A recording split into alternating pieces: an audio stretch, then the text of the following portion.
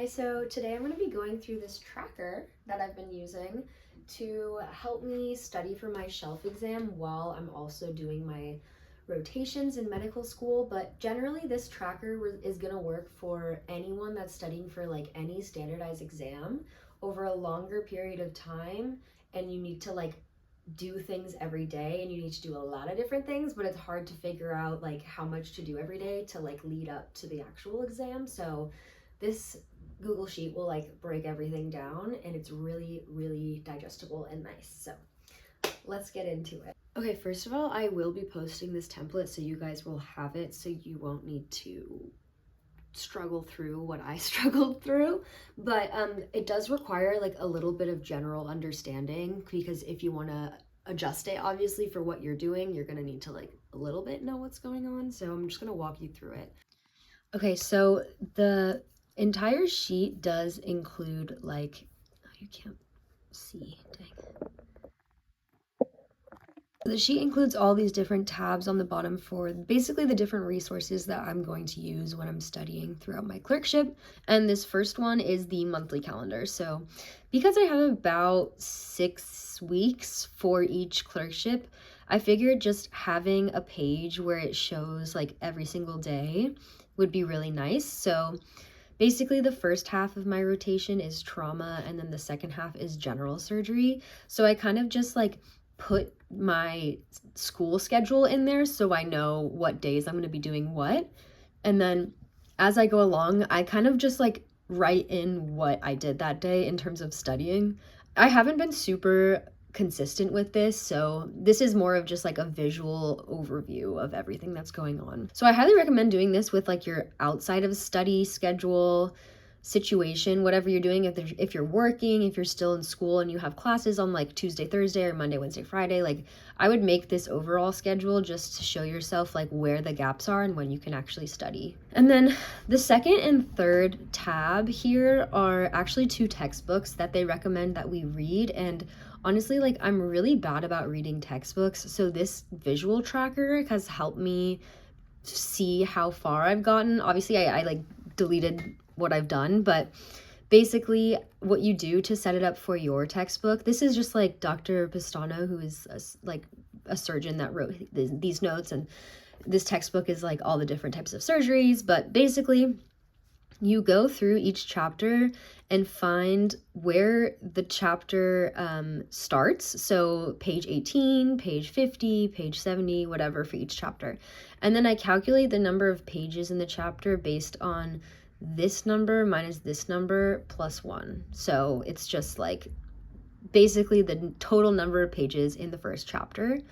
And then I put the page that I left off on, and then this is basically the page I left off on minus the original page, the first page of the chapter, plus 1. So this is how many pages I've read into that chapter. So that way I can kind of like skip around to different chapters and be like, okay, I read up until page 98 of this chapter. So like, let's say I read up to page, like I read basically 8 pages of the general surgery chapter.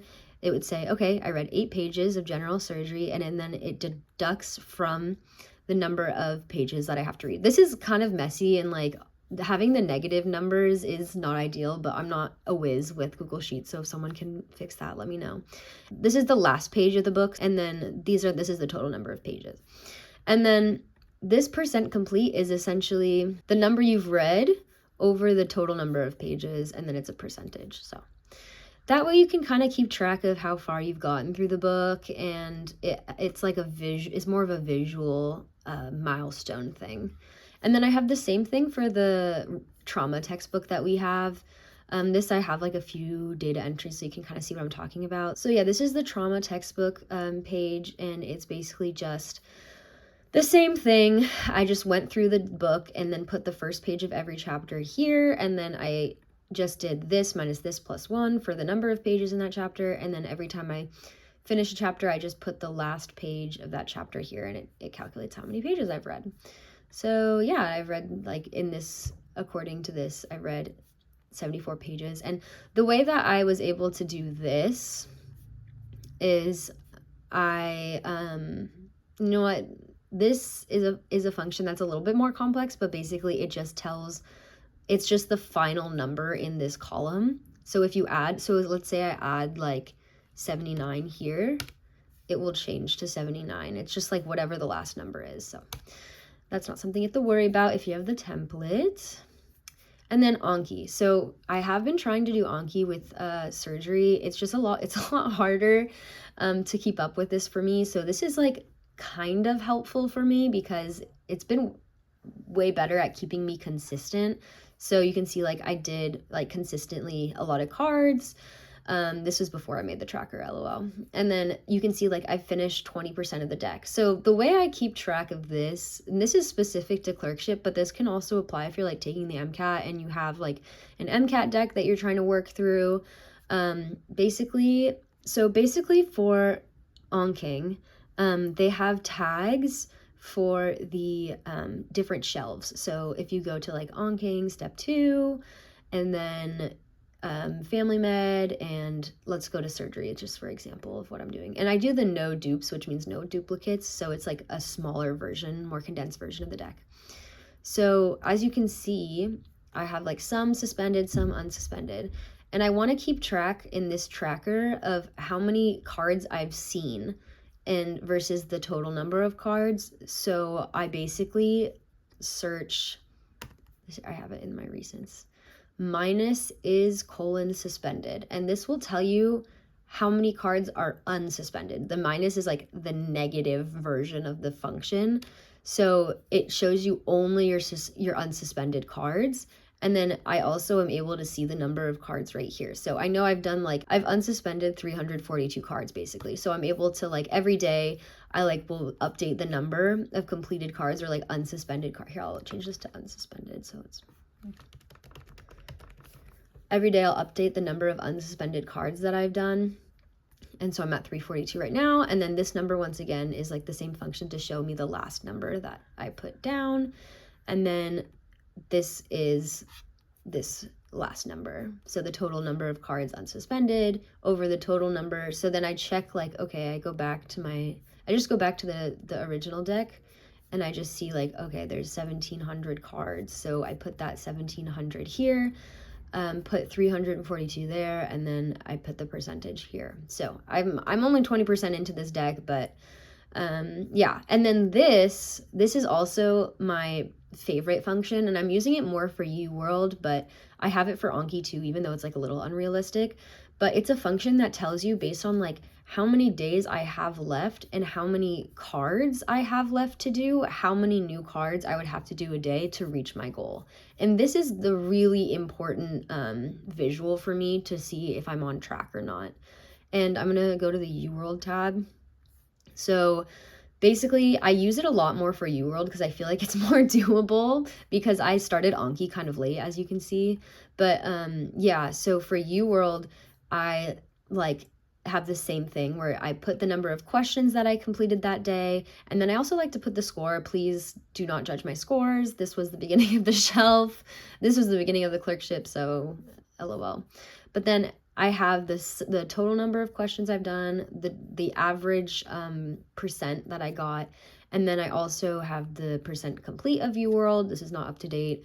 And then this is the moneymaker for me. I love having this. It basically calculates based on like all these days left and how many like the difference between the number of completed and the total number, how many I would have to do a day. So, and to keep this up to date, you do have to put zeros. See, you see how it changes? You have to put zeros if you didn't do anything. And you have to fill out every single column every single day, or you can just like go back and put zeros. But if you like put like a number here, it like won't calculate it correctly. So just forewarning. And then, so that's kind of like how I've broken down all of these like really big numbers of like 582 questions and like 1,700 Anki cards and like all these pages of this textbook and all these textbooks into like daily tasks. And it's been very, very helpful because I just look at this number. I'm like, oh wait, I only have to do 16 questions every day and I'll make it like in time for my test. That's crazy. And then let's say you do like more questions one day it'll make this number go down. Or if you do fewer questions one day, it'll make the number go up. But you always have a gauge of how many questions you have to do daily to make things happen.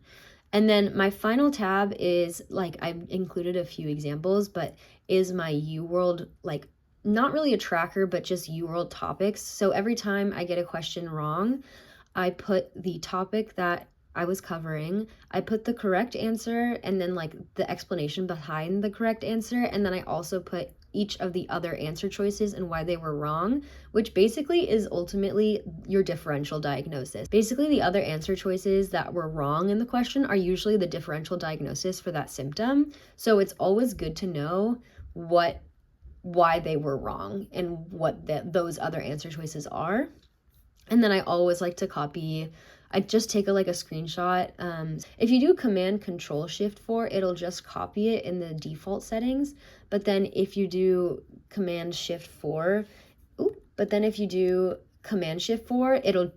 take a screenshot and save it to your computer. And I was doing that for the longest time. And then I realized I could just switch the settings so the Command Shift 4 would only copy it, because I don't need to save these pictures. I just need them in my document. So highly recommend doing that and changing your default settings. So basically, I like to copy paste the diagrams. Uworld diagrams are really, really helpful for me because I'm a visual learner. And I'll usually copy paste like all the diagrams. So like if there's ever a hyperlink to a topic, even if it's like in the differential, I'll like just paste it like next to it. So I'll have like the correct diagram here, like the correct answers diagram, and then I'll have like differential 1, differential 2, differential 3 usually. And then I just go through this in my own time. Like during step studying, I did the same thing, and I would just go through it every morning. I haven't been doing that as much, but it's definitely useful for like spaced repetition, and would highly recommend doing that. Anyways, that is the full overview. I hope this was helpful. I will definitely link the template down below so you don't have to do as much of the heavy lifting. It's like not that complicated, but I feel like it's just enough complicated where if your brain is tired, it just like doesn't make sense. So I'm here to help you guys out and give it to you. Let me know if you have any other questions. I'm planning on making a few other YouTube videos soon just about like my recent Anki remote settings, because with Anking version 12, they have like multiple different like new flashcard types, and it's like really annoying with my old settings. So I made it so it's less annoying, and I figured I would share that, and because I use it super often and I feel like people could benefit. So I'm gonna make a video about that soon, and then just got a lot planned. So subscribe. Basically, I have a lot of video ideas, and I'm going to be posting them within the next few weeks. So stick around, subscribe, and I'll see you then.